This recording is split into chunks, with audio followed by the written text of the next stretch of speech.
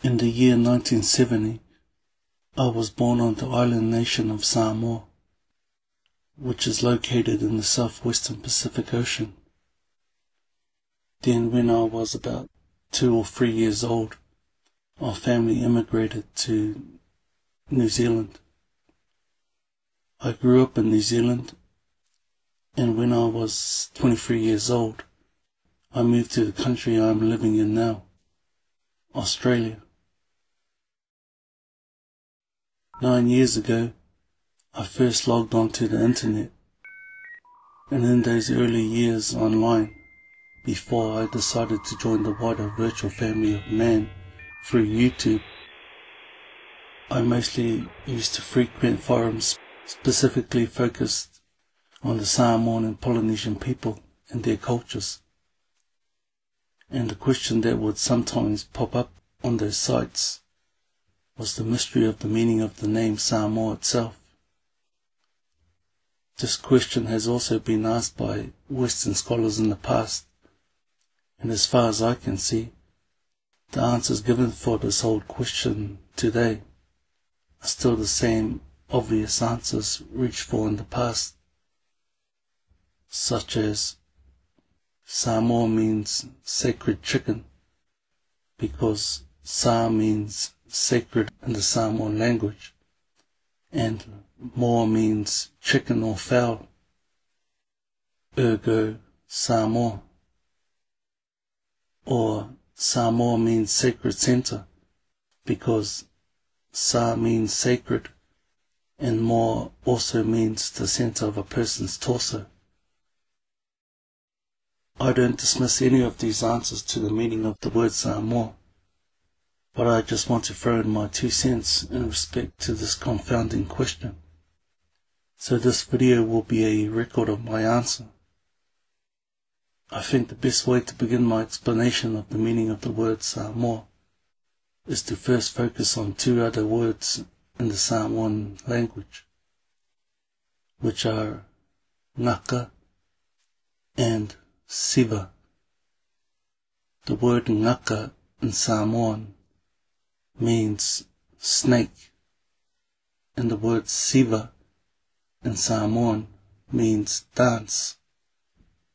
The term ngaka or naka is also found in other Polynesian cultures, and European academics in the past have expressed their curiosity at the apparent correlation between the Polynesian word naka and the Indian word naga, also pronounced and spelt naka, meaning snake and snake demon.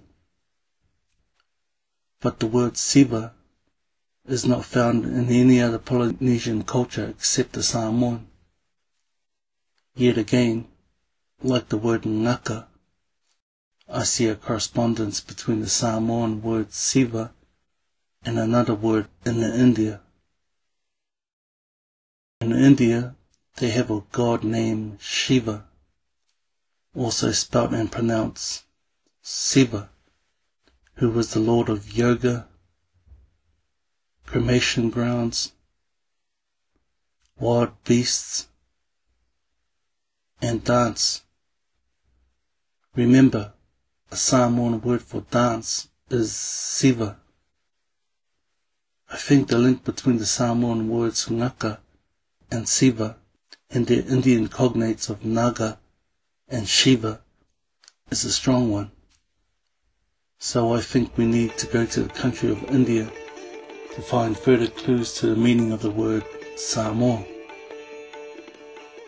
The words Naga and Shiva both belong to the Sanskrit language of the Aryan race of people who migrated into the northwest region of India, now known as Pakistan, from the west from circa 1500 to 1250 BC. Over time, their patriarchal and semi-nomadic culture blended with that of the natives to create the predominant culture and religion of India we know today, that of Hinduism. And out of the thousands of gods of the Hindu pantheon, probably the one who characterizes the enigmatic land of India the best is the god Shiva. Shiva is known as the destroyer of illusion.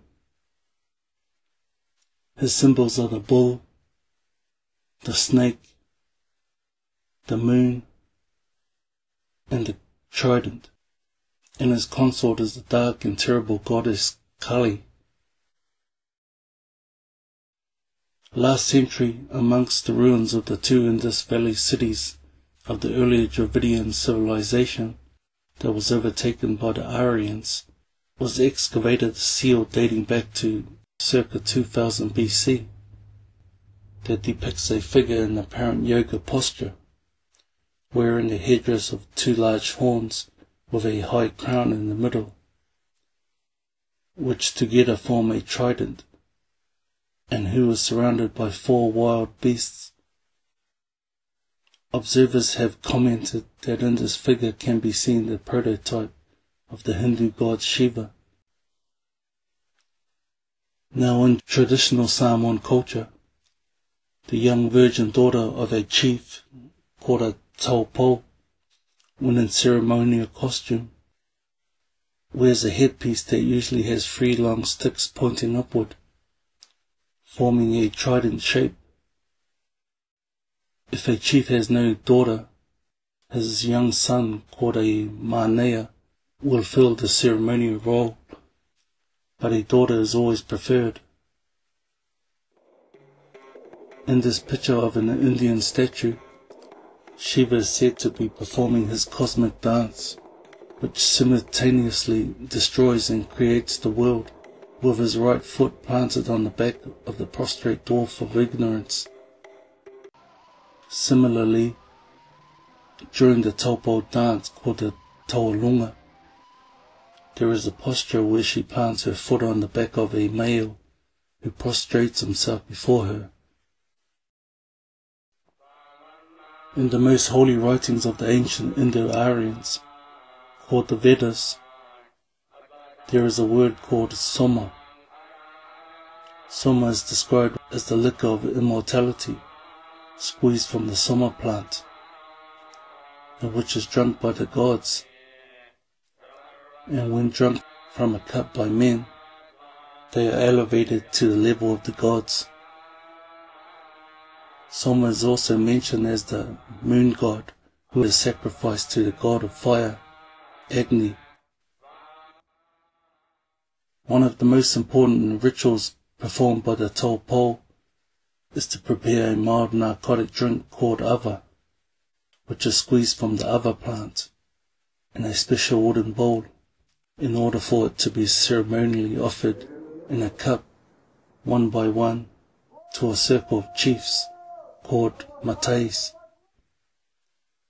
This whole symbolic system of the matai chief, the taupo maiden, and the ava drink served from a bowl, points to the Samoan myth of the maiden Sina and her eel lover named Tuna, where Sina, fleeing in fear from her ardent lover, meets a group of chiefs in council, who help her by killing the eel.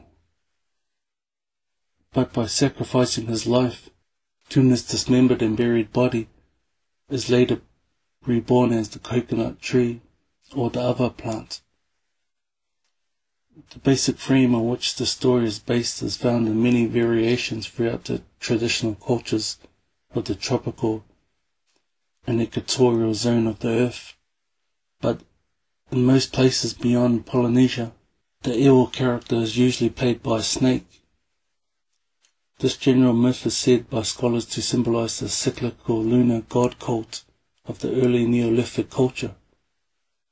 So in the case of the Samoan culture, the eel and the maiden Sina, or chief in taupo in ritual, would symbolize the sacrificial moon god and his virgin bride, who are forever waxing and waning like a snake continuously sheds and grows its skin because of the sun. The large wooden bowl of the ava ceremony would also symbolize the moon god, as the crescent moon looks like a bowl that holds the elixir of the secret to immortality through death and rebirth.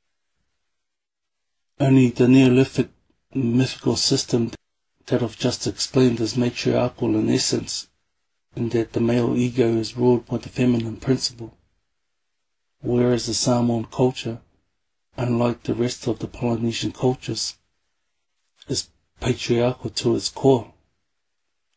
It is this twist in the Samoan Neolithic culture that connects the other drink to the soma drink of the Vedic Aryans. By drinking ava, the Samoan chief is not sacrificing himself like the mythic eel to a sun goddess, but is instead consuming the sacrificed moon victim, thus making him a god.